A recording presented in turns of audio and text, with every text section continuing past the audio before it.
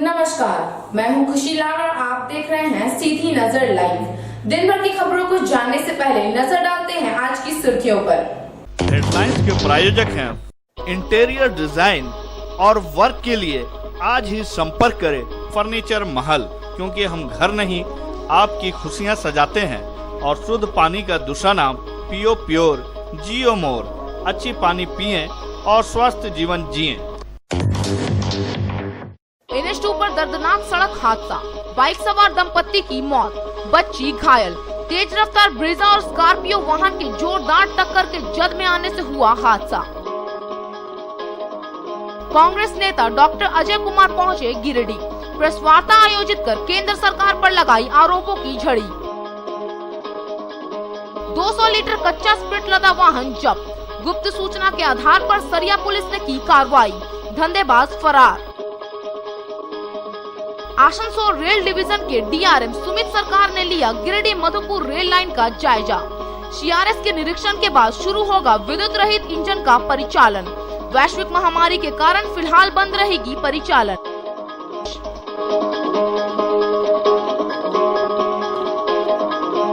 अब खबरें विस्तार से।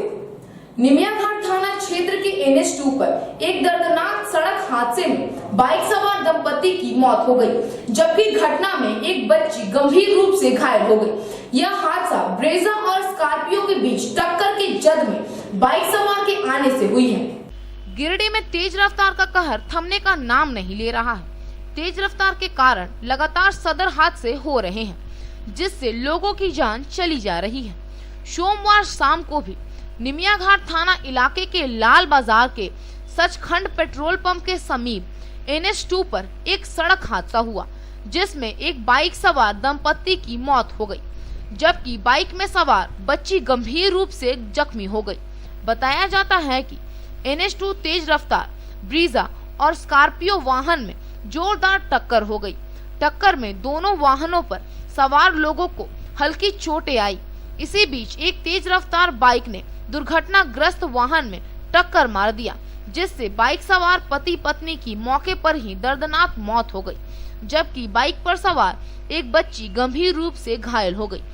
सड़क हादसे की जानकारी मिलने के बाद निमियाघाट थाना पुलिस भी घटना स्थल पर पहुंची और जख्मी बच्ची को रेफरल अस्पताल डुमरी भिजवाया। फिलहाल बच्ची की भी हालत नाजुक बनी हुई है।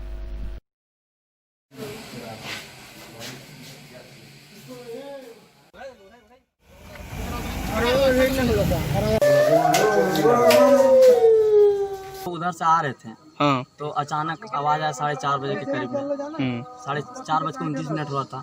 हम उतरे उधर से और देखें तो स्कॉर्पियो से मतलब हमारा डिवाइडर को इधर कर दिया, बाइक के ऊपर चल गया डिवाइडर। 2 आदमी का मौत हो गया, बच्ची थी उसका जान निकल रहा था, तो उसको एम्बुलेंस आई उधर से। उसमें कोई अफराद भी नहीं था, ना डॉक्टर था ना कंपाउंडर था, कुछ भी नहीं था। सिर्फ आया ड्राइवर इसी तरह लेके चला गया। दोनों का मौत हो गया, एक बच्ची थी। जो स्कॉर्पियो था वो बिहार नंबर था और जो ब्रेजा था वो झारखंड नंबर था और बाइक भी झारखंड मतलब ये धनबाद नंबर था। धनबाद नंबर अरवल जिला में। हाँ। कहाँ पे? मोथा हुआ। मोथा? हाँ, धनबाद से आ रहे हैं। जा कहाँ रहते हैं? अरवल जा रहे हैं। और गाड़ी का हम ये ड्राइवर है, ये बताएंगे। स्कॉर्पियो में था। हाँ। कांग्रेस के पूर्व प्रदेश अध्यक्ष डॉक्टर अजय कुमार 2 दिवसीय दौरे पर रविवार को गिरिडीह पहुंचे। सोमवार को स्थानीय परिसदन भवन में पत्रकारों से बात करते हुए उन्हें केंद्र की मोदी सरकार को निशाने पर लिया। मौके पर जिला के कई पार्टी नेता उपस्थित थे। कांग्रेस के पूर्व प्रदेश अध्यक्ष डॉक्टर अजय कुमार ने कहा कि कृषि बिल को लेकर किसानों और जनता को भाजपा की मोदी सरकार गुमराह कर रही है। उक्त बातें उन्होंने गिरिडीह परिसदन भवन में पत्रकारों से बातचीत के दौरान कही। डॉक्टर अजय कुमार ने भाजपा पर कई गंभीर आरोप लगाए। डॉक्टर अजय ने कहा, किसानों के साथ धोखा देने का काम भाजपा सरकार कर रही है। किसान विरोधी बिल लाकर भाजपा झूठा प्रचार प्रसार फैला रही है। देश के 95% किसान आज जिले के बाहर अनाज नहीं बेचते हैं। कांग्रेस की मांग है कि केंद्र सरकार MSPS नीति लागू करे, ताकि किसान को यह पता चले कि उनके द्वारा उत्पादित अनाज की वास्तविक कीमत क्या है। डॉक्टर अजय ने कहा कि चीन ने भारत की 1200 किलोमीटर जमीन छीन ली, लेकिन इस पर ना तो भारत के प्रधानमंत्री कुछ बोल रहे हैं और ना रक्षा मंत्री, जबकि अमेरिका के रक्षा मंत्री जवाब दे रहे हैं। भाजपा सरकार भारत को बर्बाद करने में जुटी है, लोगों की नौकरी जा रही है, रोजगार खत्म हो रहा है। उन्होंने हाथरस घटना की कड़ी शब्दों में निंदा की। मौके पर जिलाध्यक्ष नरेश वर्मा, सतीश केडिया, अजय सिन्हा, नवीन आनंद चौरसिया, समीर राज चौधरी आदि मौजूद थे। किसान बिल में संक्षेप में यही बोलना चाहूँगा कि बिहार में किसान बिल 2004 से लागू है, तो किसान की स्थिति क्या है, तो इनकी जो झूठ जो है वही से जो बेनकाब हो जाएगी। इस देश में जो है 95% किसान जो है अपने उपज को सिर्फ अपने जिला में बेचते हैं, और मोदी जी बोलते हैं जाकर त्रिवेंद्रम में बेचो। इस देश के 85% का 2 हेक्टेयर जमीन से नीचे है, वो सिर्फ अपने खाने पीने के लिए खेती करते हैं और बाकी जो छोटा मोटा अपने गांव में आसपास में बेचते हैं। तो ये किसान बिल कांग्रेस ने हमेशा कहा कि आप एमएसपी फाइनल कर लीजिए। इस बिल से सिर्फ उनके उद्योगपति दोस्तों को फायदा होगा। दूसरा, चीन ने 1200 किलोमीटर कब्जा कर लिया इस देश का, उस पर कोई टिप्पणी नहीं। चीन ने 60,000 सिपाही को जो सीमा पर जो तैनात कर दिया, उस पर अमेरिका के राष्ट्रपति बोल रहे, रक्षा मंत्री बोल रहे हैं, लेकिन देश के प्रधानमंत्री और रक्षा मंत्री मौन है। 1200 स्क्वायर किलोमीटर इस देश के भारत माता की जमीन चली गई। चौथा, हाथरस में आपने बेटी का लाश जलाया बिना अंतिम संस्कार कर, जलाया है। आपने इसलिए जलाया क्योंकि वो दलित लड़की, और आप इस तरह के अत्याचार लगातार जिस तरह से समाज पर कर रहे हैं, वो देश के जो है पूरे देश की जनता, संवेदनशील लोग देख रहे हैं। पांचवा, कि फकीर साहब ने 8,400 करोड़ का हवाई जहाज खरीदा, ठीक है। अगर आप उसको देखोगे तो लगता है कि वो ताजमहल, उड़ता हुआ ताजमहल है, 8,400 करोड़ का है। उसका ड्राइंग रूम या सर्किट हाउस के बराबर ही होगा वो हवाई जहाज का प्लेन। लेकिन फकीर है, ना तो अखबार पूछेंगे ना कोई पूछेगा, लेकिन फकीर साहब है कि 8,400 करोड़ है। और राहुल गांधी जब एक गद्दा पर बैठ जाते हैं तो सबको पेट में दर्द हो जाता है, ट्रैक्टर में गद्दा क्यों लगा। तो ये सब 5 प्रमुख विषय हैं। कांग्रेस के विचारधारा से कभी मोहभंग नहीं हुआ था, कांग्रेस के नेतृत्व से कभी मोहभंग नहीं हुआ। कोई भी परिस्थिति हो, वो हर एक आदमी को अपने व्यक्तिगत संघर्ष लड़ना पड़ता है। लेकिन एक चीज मैं बताऊं, कांग्रेस का विचारधारा या कांग्रेस के नेतृत्व, मैंने अपने इस्तीफा पत्र में भी लिखा था कि इस देश में राहुल गांधी जी जैसे ईमानदार और बहादुर कोई नेता नहीं। इस देश में 3 विपक्ष, मैं तीसरा विपक्ष का नाम नहीं लूंगा, लेकिन एक तो टीवी एंकर है। पहला विपक्ष का इस देश में अगर कोई विपक्ष का लीडर आवाज उठा रहा है बीजेपी के खिलाफ तो राहुल जी हैं, सेकंड में प्रियंका जी हैं, ऑब्वियसली सोनिया जी। भारत माता की जय बोलने वाले ये डोंगी जो राष्ट्रवादी हैं, भारत माता की 1200 किलोमीटर का जमीन तो खत्म कर दिया। कोई पूछ रहा है इनसे? और अमेरिका का रक्षा मंत्री हमको जवाब देंगे। दूसरी बात, तीसरी बात, हाथरस में जो घटना हुई, अनुसूचित जाति की बेटी को लाश जलाया गया, अंतिम संस्कार नहीं हुआ। अगर कोई लिखता है कि अंतिम संस्कार किया गया, ये सबसे बड़ी झूठ है। कमर टूटा हुआ है, पूरी तरह से गर्दन जो है दबा दिया है, उस बच्ची का जो है उनसे जो बयान लेने के चक्कर में। और थोड़ा सा अगर कल की बात कर लीजिए तो बक्सर में जो है एक माँ और बेटा बच्चे को जो पकड़ करके जो है सामूहिक बलात्कार हुआ और फिर दोनों को नदी में फेंक दिया, बच्चा मर गया जो भी। लेकिन बलात्कारी तो ये परमानेंट है, ये तो सरकार जब बदलती है तो बलात्कारी का थोड़ी है कि वो हर 5 साल में बदलती है। बलात्कारी तो परमानेंट है, कुछ अच्छे मिलेंगे कुछ भ्रष्ट मिलेंगे, और उसको उजागर करना तो ये पॉलिटिकल पार्टी का जिम्मेदारी है। मान लीजिए 2 सेकंड आपका सवाल का एक अच्छा जवाब मैं दूंगा, नहीं कोई बात नहीं। मान लीजिए एक बहुत भ्रष्ट थाना प्रभारी अगर गिरिडीह में, ठीक है, पीटता है, वसूलता है, मान लीजिए कोई उदाहरण के लिए, क्या जिला अध्यक्ष कांग्रेस पार्टी आवाज नहीं उठाएगी कि बोलेंगे कि ठीक है दरोगा जी भ्रष्टाचार करते रहो, हम तो आपके साथ हैं? तो नहीं, तो पॉलिटिकल पार्टी की जिम्मेदारी है ये सब का उजागर करना। बड़ा काम भ्रष्टाचार को उजागर करना। हम तो बोलेंगे धरना पर बैठ जाएगा तो उसमें गलत क्या है? धरना पे बैठ सकते थे अपने ही सरकार। हाँ, कोई बात नहीं। अगर भ्रष्ट काम हो रहा है तो एकदम बैठना चाहिए, क्योंकि पब्लिक एज सबसे पहले है। आप उसको तोड़ मरोड़ नहीं मार कि आपने सरकार के, देखिए मैं आपसे अनुरोध करूंगा सार्वजनिक रूप से गरीब और पब्लिक का बात उठाना आपका परम फर्ज है। और मैंने उदाहरण दिया था दरोगा जी का। अगर कोई गिरिडीह का थाना प्रभारी गरीब को लूट रहा है, पीट रहा है और आपके आंख के सामने हो रहा है, अगर किसी का केस में जो है पूरे जो है मान लीजिएगा कि पत्रकार को खोल लीजिए, सब इंस्पेक्टर ने मारा, तो ये खड़े हो जाएंगे रोड में आपके साथ। अब लेते हैं एक छोटा सा ब्रेक, आप बने रहें हमारे साथ। आपके महल के साज सज्जा में लगाए चार चांद शहर के अलकापुरी में स्थित है आपका अपना फर्नीचर महल। जी हाँ, हमारे यहाँ ब्रांड में Elder, Bliss, Dice office system, century mattress, Kurnool mattress, Pushpa steel अलमारी उपलब्ध है। इसके साथ ही कुशल कारीगरों द्वारा फुल सागवान का सोफा, डाइनिंग सेट, बेड, दीवान इत्यादि भी उपलब्ध है।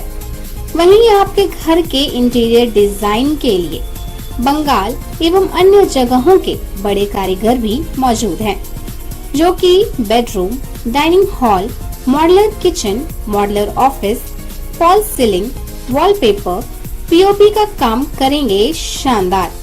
तो अपने महल को सजाने के लिए आज ही पहुँचे furniture Mahal, Alkapuri Chowk, Giridih. Mobile number 7739577150, 8340262551।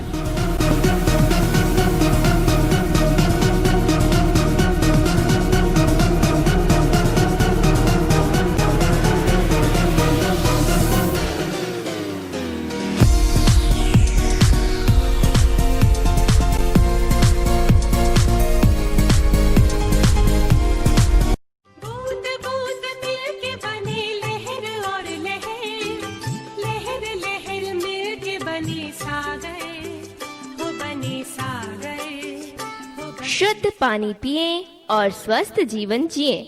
जी हाँ, MS रामेश्वरम एंटरप्राइजेस लेकर आए हैं आपके लिए शुद्ध purified mineral water PO pure. जी हाँ, पीओ प्योर, अच्छी क्वालिटी के शुद्ध पानी। पीओ प्योर जो आपको रखे बीमारियों से दूर, तो पीओ प्योर जियो मोर। MS रामेश्वरम एंटरप्राइजेस, गादी नवडीहा, गिरिडीह। ब्रांच ऑफिस मगधपुर चौक, गिरिडीह। ब्रेक के बाद आप सभी दर्शकों का एक बार फिर से स्वागत है। आसनसोल रेल डिवीजन के DRM सुमित सरकार एक दिवसीय दौरे पर गिरिडीह रेलवे स्टेशन पहुंचे। इस दौरान उन्होंने गिरिडीह मधुपुर रेल लाइन में चल रहे विस्तारीकरण कार्य का निरीक्षण किया। निरीक्षण के क्रम में उन्होंने काम कर रहे संबंधित अधिकारियों को कई दिशा निर्देश दिया। उन्होंने बहुत जल्द गिरिडीह मधुपुर रेलवे ट्रैक पर विद्युतीय गाड़ी चलाने की बात कही है।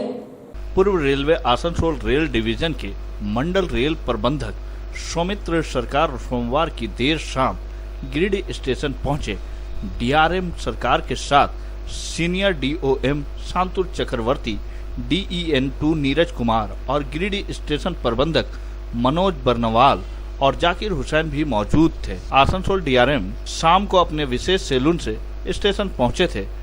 DRM ने रेलवे के पदाधिकारियों के साथ पूरे स्टेशन का जायजा लिया, साथ ही विद्युतीकरण योजना का कार्य भी देखा। इस दौरान पत्रकारों से बातचीत के क्रम में DRM सरकार ने कहा कि गिरिडीह स्टेशन में विद्युतीकरण का कार्य पूरा हो चुका है। अगले 3 दिनों के भीतर इस रेलखंड इलेक्ट्रिक इंजन के साथ ट्रेन का ट्रायल किया जाएगा। वैसे वे खुद भी इलेक्ट्रिक इंजन से लगे सैलून से ही यहां पहुंचे हैं।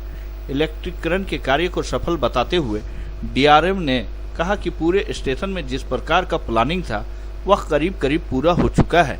जो बचे हुए कार्य है उसे भी जल्द ही पूरा कर लिया जाएगा।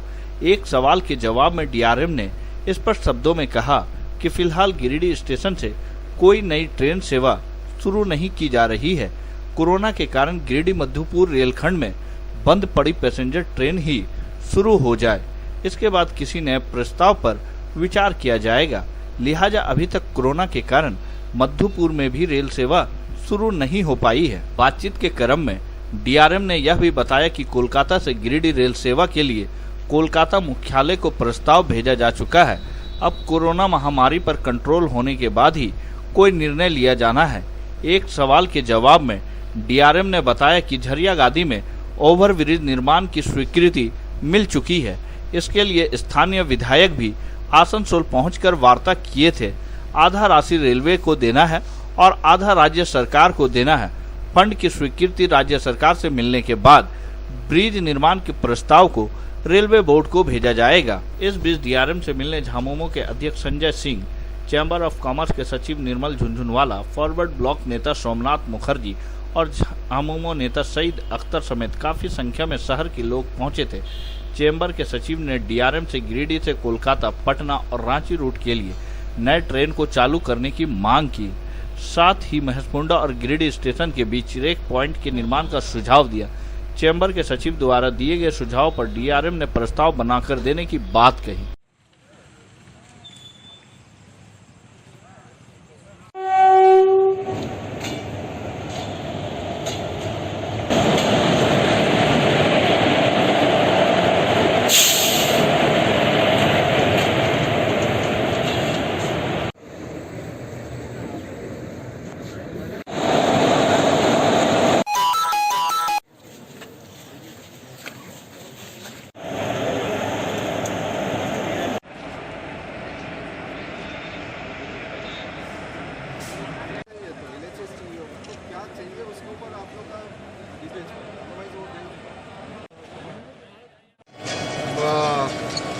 परसों या इसी वीक में हम लोग इसका इंस्पेक्शन कराएंगे। जो मैनिटरी कमिश्नर रेलवे सेफ्टी का जो इंस्पेक्शन होता है वो इस वीक में हम लोग कराएंगे। कराने के बाद उसके बाद ये सेक्शन अगर वो एग्री कर जाते हैं और फिटनेस दे देते हैं तो फिर हम लोग का ये सेक्शन जो है हम लोग इलेक्ट्रिफिकेशन का ट्रेन वगैरह चालू कर सकते हैं, गुड्स ट्रेन या पैसेंजर ट्रेन चालू कर सकते हैं।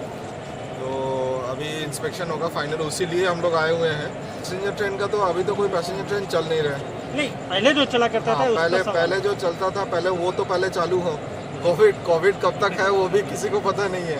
तो जो भी ये सब डिसीजंस है वो हमारे हाथ में नहीं है। स्पेशल फेस्टिवल को लेकर पूछा जाए। हाँ, स्पेशल फेस्टिवल तो है, बट कोविड-19 को भी हम लोग को देखना पड़ेगा।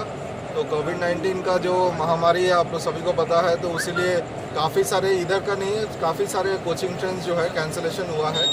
कुछ बहुत कम स्पेशल ट्रेन चलाया जा रहा है। तो आहिस्ता आहिस्ता सिचुएशन इम्प्रूव करेगा। तो हम लोग जब जैसे जैसे इंस्ट्रक्शन आएगा हेडक्वार्टर्स और रेलवे बोर्ड से, हम लोग अकॉर्डिंगली तो उसका ट्रेन चालू करते रहेंगे। गिरिडीह से हावड़ा ट्रेन चलेगी कि नहीं? गिरिडीह से हावड़ा ट्रेन का जो है पहले एक प्रपोजल जो कोविड-19 के पहले हम लोग एक प्रपोजल हेडक्वार्टर्स में दिए थे, तो उसके बाद तो ये कोविड-19 का हो गया है। तो एक बार थोड़ा सा इसको हम लोग उभरने दीजिए कि ये तो मैंने आपका एमएलए साहब आए हुए थे, एमएलए साहब से बात हुआ था, हमारे आसनसोल में भी आए हुए थे।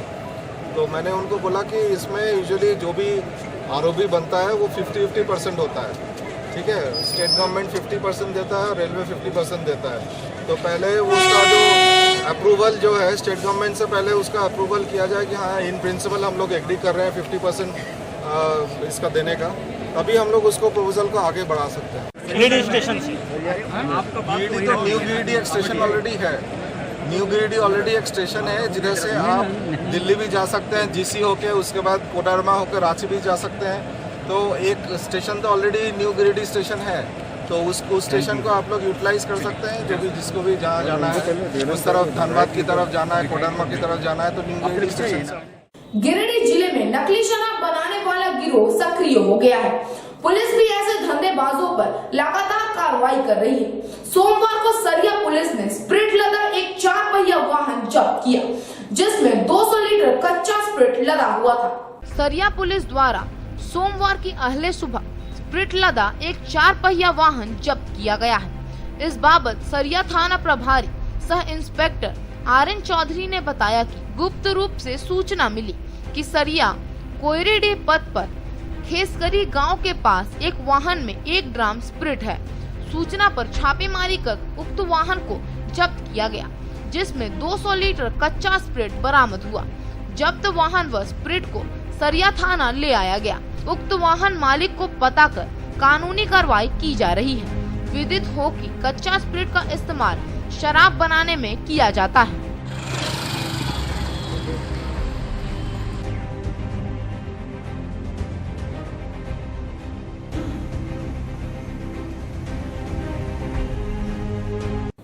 किसानों के हित में एमएसपी लागू करने की मांग को लेकर बिरनी प्रखंड मुख्यालय परिसर में कृषि बिल के विरोध में कांग्रेस कार्यकर्ताओं ने एक दिवसीय धरना दिया। धरना कार्यक्रम में पार्टी के जिला अध्यक्ष नरेश वर्मा उपस्थित थे। बिरनी प्रखंड मुख्यालय परिसर में सोमवार को कृषि बिल के विरोध में कांग्रेस कार्यकर्ताओं ने एक दिवसीय धरना दिया। कार्यक्रम को संबोधित करते हुए कांग्रेस जिला अध्यक्ष नरेश वर्मा ने कहा कि यह कृषि बिल नहीं है, किसान विरोधी बिल है, काला बिल है जिससे किसानों का कभी भला नहीं हो सकता है। साथ ही उन्होंने कहा कि वर्तमान की केंद्र सरकार हमेशा कहती है हम जनता के हित में कार्य कर रहे हैं, वह सरासर गलत है। सरकार लोगों को बरगलाने की कार्य कर रही है। कांग्रेस पार्टी मांग करती है सरकार किसानों के हित में एमएसपी लागू करे। अगर लागू नहीं हुई तो किसान व्यवसाय के हाथों में कठपुतली बनकर रह जाएंगे और काला बाजारी बढ़ जाएगी। केंद्र सरकार सभी मुद्दे में विफल हो चुकी है। हाथरस की घटना में यूपी सरकार दलित की बेटी को इंसाफ नहीं दे पाई, जिसका गैंग रेप होता है और मामले को दबाने की कोशिश की जाती है। यह सरकार वादा करने के बाद भी बेरोजगार नवयुवकों को रोजगार नहीं दे पाई और रेलवे को भी निजी हाथों में सौंपने की तैयारी में है।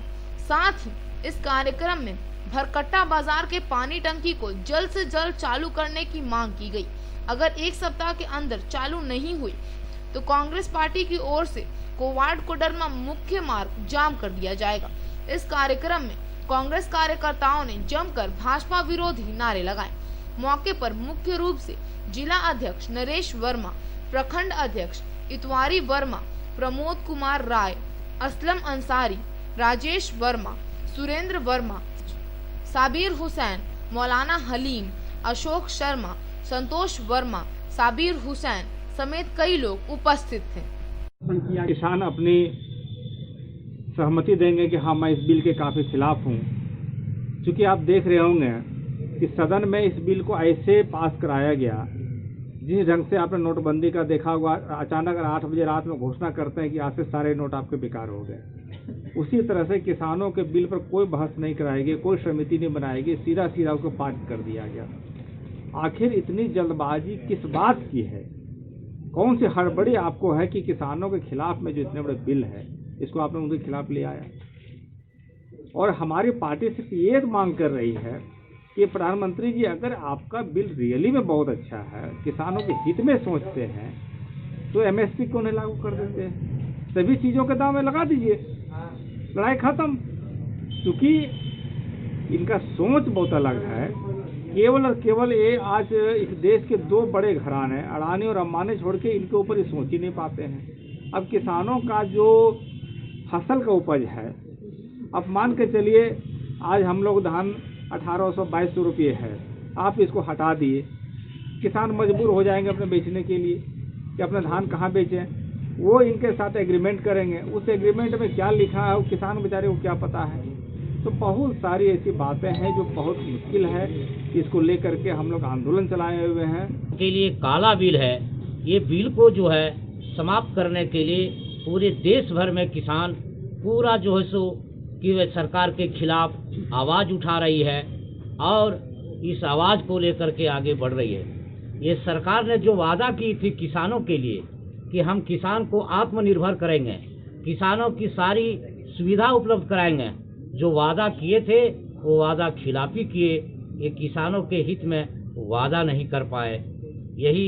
इसी को लेकर के आज हम लोग प्रखंड मुख्यालय में एक दिवसीय धरना का कार्यक्रम कर रहे हैं। बिरनी में दुर्गा पूजा को लेकर प्रशासन ने तैयारी शुरू कर दी है। सोमवार को प्रखंड मुख्यालय के सभा कक्ष में शांति समिति की बैठक आयोजित कर निर्देश दिया गया कि कोविड-19 के गाइडलाइंस के मुताबिक दुर्गा पूजा का पर्व मनाना है। बैठक में जनप्रतिनिधि के अलावा कई सामाजिक कार्यकर्ता व पूजा समिति के लोग मौजूद थे। बिरनी प्रखंड मुख्यालय के सभा कक्ष में सोमवार को दुर्गा पूजा को लेकर शांति समिति की एक बैठक आयोजित की गई। बैठक की अध्यक्षता बिरनी अंचल अधिकारी संदीप कुमार मधेशिया ने किया। बैठक में सभी मुखिया पंचायत समिति सदस्य के साथ साथ दोनों समुदाय के लोगों को निर्देशित किया गया कि आपसी भाईचारे के साथ दुर्गा पूजा मनाना है। दुर्गा पूजा समिति 4 फीट से ज्यादा मूर्ति न बनावे। पूजा समिति हैंड फ्री सैनिटाइजर पूजा स्थल पर रखना जरूरी समझे। साथ ही बिना मास्क लगाए लोगों को मास्क वितरण करना है। पूजा स्थल पर दुकान लगाने पर प्रतिबंध है। सामाजिक दूरी का हर हाल में पालन करना है।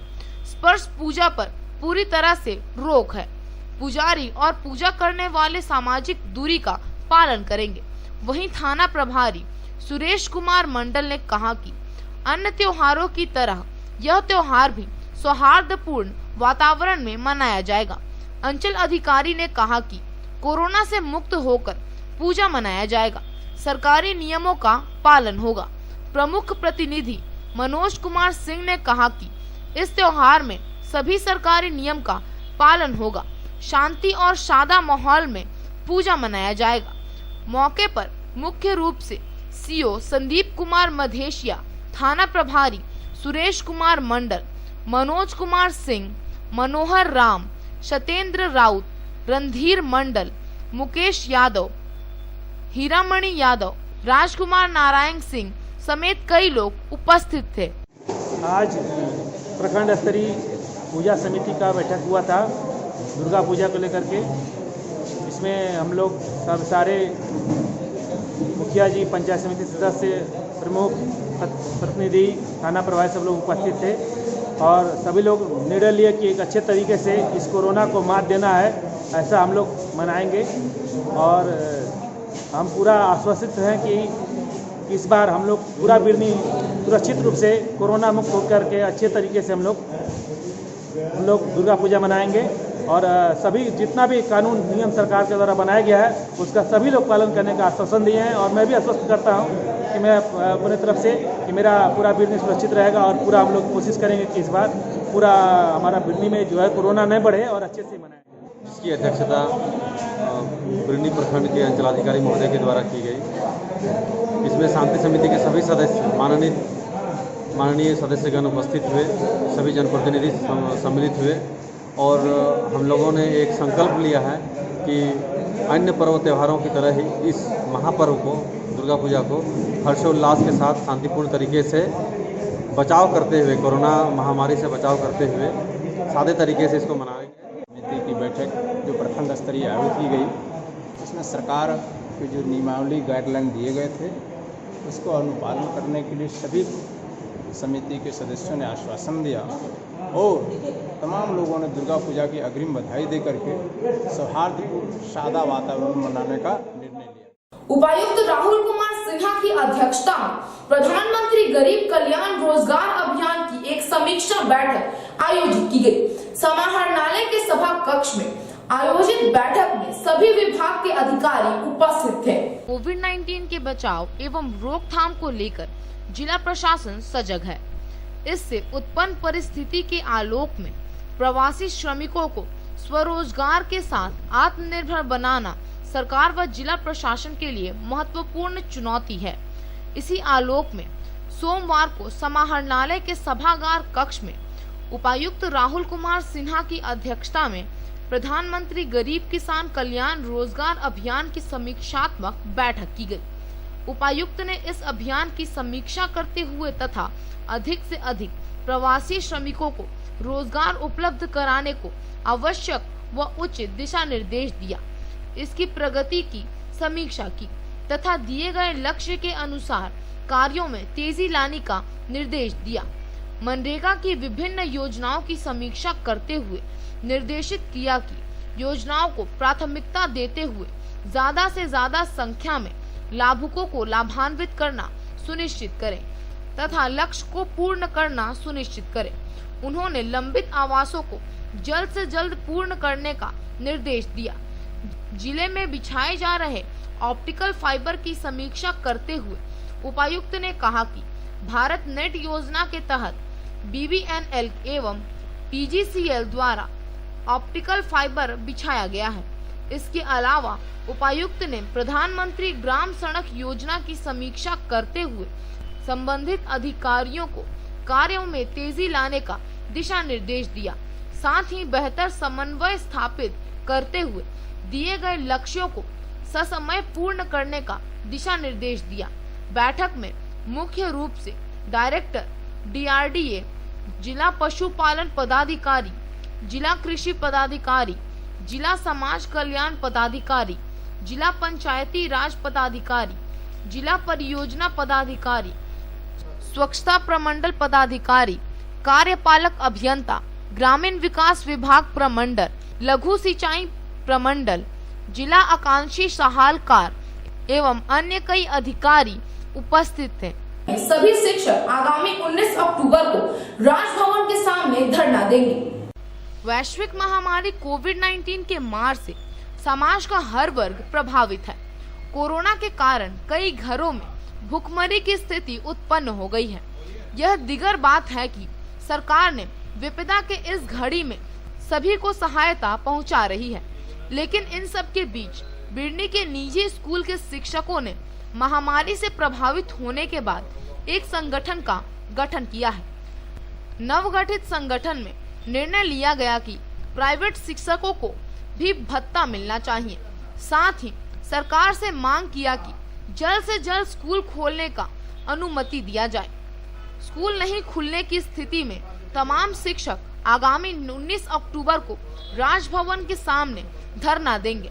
बैठक में नवगठित कमेटी के अध्यक्ष लोकनाथ प्रसाद वर्मा, उपाध्यक्ष रंजीत पांडे, सचिव मुन्ना साव, उप सचिव संत कुमार राय, कोषाध्यक्ष रंजन कुमार, मीडिया प्रभारी अजहर अंसारी, संगठन मंत्री अशोक साव, संगठन संयोजक नागेश्वर वर्मा समेत कई शिक्षक मौजूद थे। सरकार के ऊपर दबाव बनाया जाए कि विद्यालयों को अतिशीघ्र सरकार खोले। इसको लेकर के 19 अक्टूबर को राज्य स्तर पर रांची में राजभवन के समक्ष एक धरना प्रदर्शन का कार्यक्रम भी रखा गया है।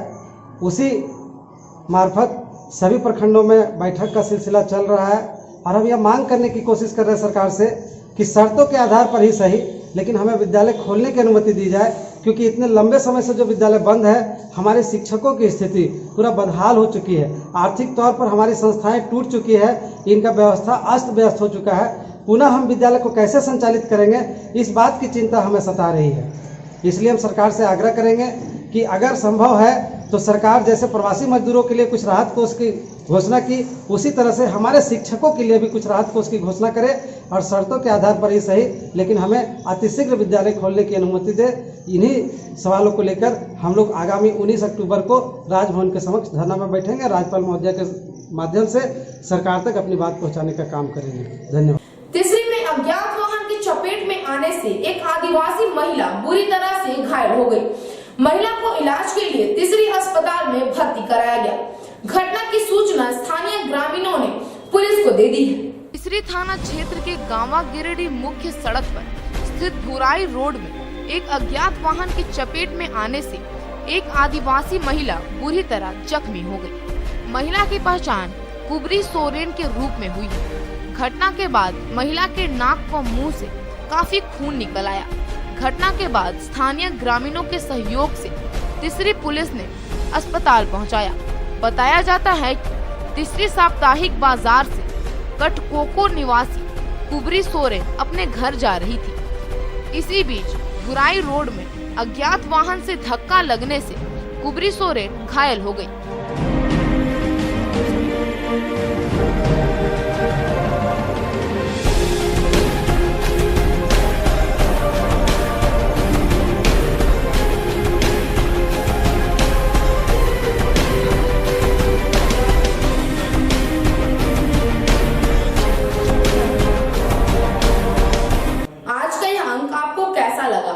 सुझाव व राय इस नंबर पर दे सकते हैं। साथ ही ताजा तरीन खबरों के लिए आप सीधी नजर लाइव के वेबसाइट, फेसबुक, ट्विटर, पोर्टल व इंस्टाग्राम को फॉलो कर सकते हैं। अब दीजिए पूरी टीम को इजाजत। नमस्कार।